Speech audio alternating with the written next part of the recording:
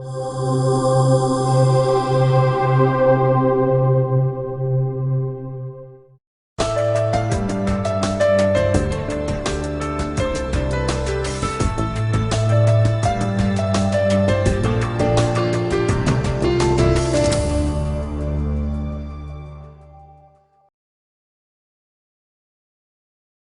films de cinéma sont souvent un excellent support pour apprendre à décrypter les comportements humains et puis apprendre soi-même d'ailleurs à essayer de se changer.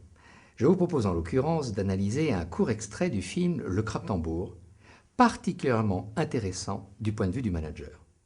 Vous voyez dans ce film, à un moment donné, Perrin, qui joue un capitaine pendant la guerre d'Indochine, reprendre en main une canonnière, l'équipage d'une canonnière, en moins de 20 secondes, en utilisant à la fois des outils tactiques et des outils d'expression orale et gestuelle. Essayons de les décrypter ensemble.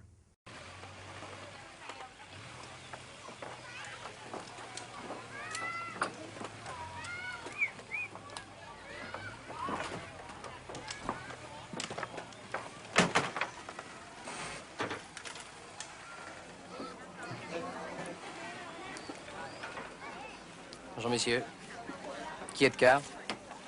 C'est moi. Babour. Pardon. Excusez-moi, lieutenant. Quartier maître Babour. Je prends le commandement de la flottille à midi. En attendant, vous feriez bien de... Nous ne sommes pas des hussards de la mort, n'est-ce pas?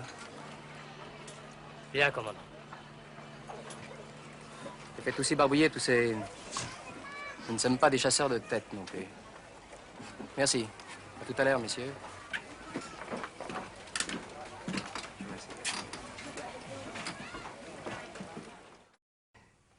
Nous voyons dans un premier temps Perrin se séparer de son animal fétiche, son chat, dont on sait qu'il y tient comme à la prunelle de ses yeux. Pourquoi? Parce qu'il applique le principe monter au sujet en se délestant des objets. Il se rend disponible en quittant ce qu'il avait dans les mains. Le prince est charmant parce qu'il descend de cheval et commence à discuter avec les paysans. Ensuite, il va marcher comment? Lentement.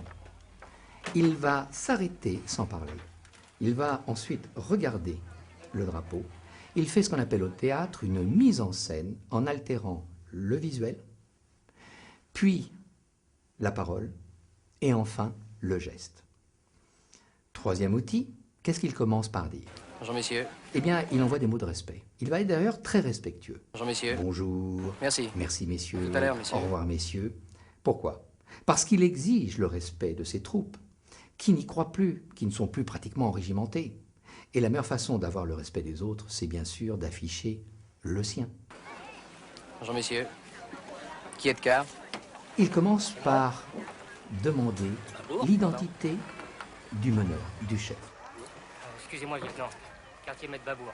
Comme dans toute négociation, on ne commence pas à négocier tant qu'on n'a pas levé l'identité et le pouvoir réel des gens que nous avons en face de soi. Qui est de quart? Il n'est pas très content de la réponse décontractée qu'on lui fait. Donc là, il repasse au yang et un seul mot, rapide, métallique, pardon, qui est un appel au respect. Et à ce moment-là, l'effet est immédiat. L'autre, et d'ailleurs l'ensemble de l'équipage, se met au garde à vous. À ce moment-là, il répond, comme dans une négociation, l'objectif. Je prends le commandement. Et il donne un délai. À ce moment-là, il va faire un autre outil. Quand il distingue ces signes, ces croix de mort, qui ne sont pas dignes de soldats de l'armée française, il va se mettre dans le négatif en disant « nous ne sommes pas des ». Autrement dit, il accepte de partager la misère avec ses troupes, mais de façon plus subtile, il va ensuite leur laisser toute initiative pour réparer. Vous feriez bien de... Et il ne termine pas sa phrase. Elle est d'ailleurs positive, vous feriez bien. C'est comme une utilisation de l'outil du choix. Il leur laisse une disponibilité. Ensuite, bien sûr, il va utiliser l'outil du remerciement par anticipation. C'est une dernière marque de respect. Voilà, vous venez de voir dans un extrait de moins de 20 secondes tout l'art de reprendre en main une équipe démotivée. C'est ce que nous appelons le manager fait son cinéma. Merci et à bientôt.